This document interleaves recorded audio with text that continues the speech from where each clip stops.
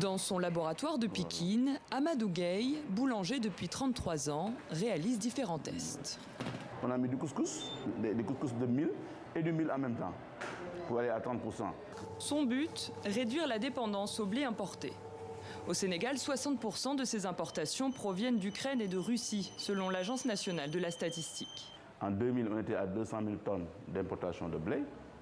En 2021, on est à 800 000 d'importation de blé. Les projections nous aillent à 2030 à 1 million de tonnes. Est-ce que c'est tenable ça? Ce n'est pas tenable.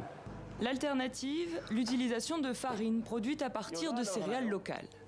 Ici, Amadou Gueye prépare un pain constitué à 15% de farine de mil, 15% de farine de maïs et 4% de moringa.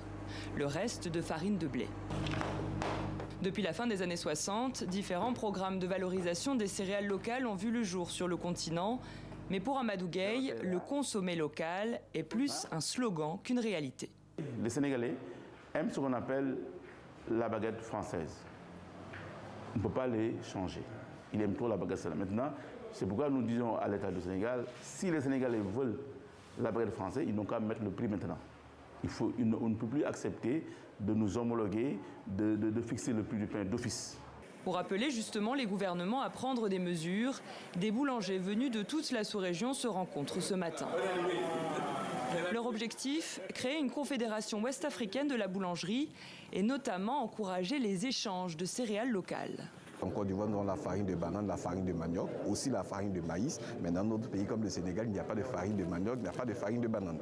Donc cette collaboration active entre les différentes confédérations va permettre de mutualiser la disponibilité aussi des produits.